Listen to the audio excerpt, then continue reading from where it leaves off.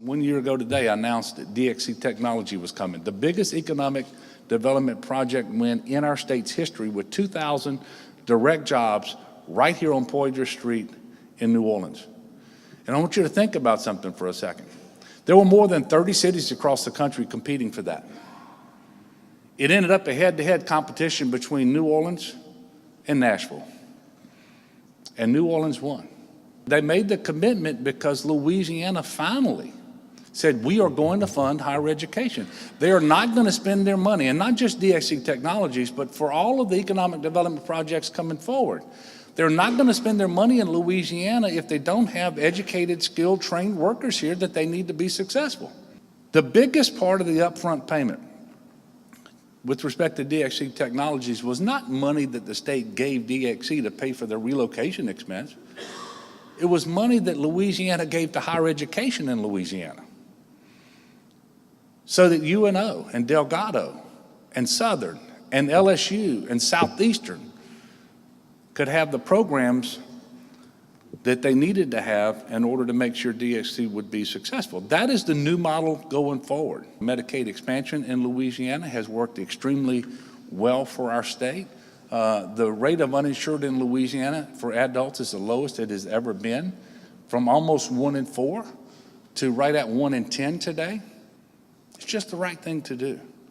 And we're giving people an opportunity to have a higher quality of life, to stay in the workforce longer. We're one of 5 states without our own minimum wage, and I will tell you, $7.25 in 2018 is just not a meaningful wage, and we are trapping too many people in poverty, especially young people, when we don't pay their parents what they are worth.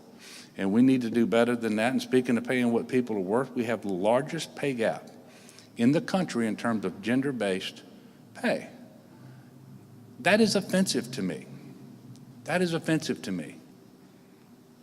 And we need to do better than that. Governor, how would you assess progress of implementing the Criminal Justice Reinvestment Program adopted in 2017, and is any additional legislation needed to support it? Well, we're going to continue to look at additional legislation, and whether the legislation needs to adjust what we've already done or move forward on other areas of criminal justice, and we're going to continue to work on that. I will tell you that there are all of the indicators thus far, all the data that we have at our disposal are very positive. But you have to be very careful, because you typically measure recidivism over a 3 to 5 year time horizon. And so if you get out there too early and you say, well, we know we've been successful, well, you can't really know that. But all the data we have suggests that we are on track to achieve our goals, which is lower recidivism, which is a lower crime rate, and to save money that we then reinvest. This year we were successful. We reinvested right at $8 million in our criminal justice system, exactly as the legislature had intended, and we did that in a year where we faced the loss of $1.4 billion in state general fund revenue. Now, why is that significant? Because if you go back and you look at the history of the state of Louisiana, every time the promise was made that if we achieved savings, they would be reinvested, the promises were, the savings were actually pocketed to deal with budget constraints. We actually were disciplined and focused, and we did what we said we would do, and I can tell you it is making the difference that we want for it to make for our state. Governor, as you know, the Montreal Convention Center is considering a significant public investment in a new convention hotel. Do you have an opinion on the project and the extent of public contributions? Yes, I do. First of all, I favor the convention center having an anchor hotel attached to the convention center. If you look at other places in the United States, that's what they've done. They are successful. We will become less competitive going forward if we don't do that. I've encouraged the folks on the commission there to explore the opportunities, the possibilities of creating that hotel. Now, I want to make sure that they negotiate the very best deal that they can for the state of Louisiana. Member of the audience asks, can you support a greater portion of the sales and hotel tax going back to the New Orleans General Fund rather than the convention center? No.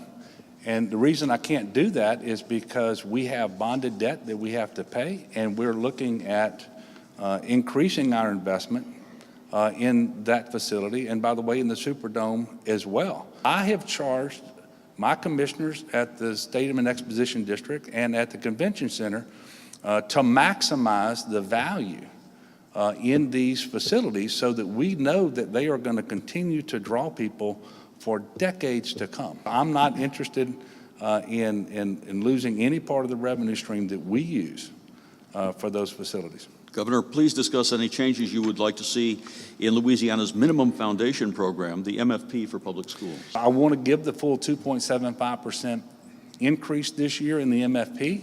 I want half of that to go to teacher pay. The other half will go to, as a block grant, as it is designed, to our various school districts. That will not be enough, however, to get the teacher pay up by the $1,000 that I mentioned. And when I say teacher pay, I mean all credentialed employees.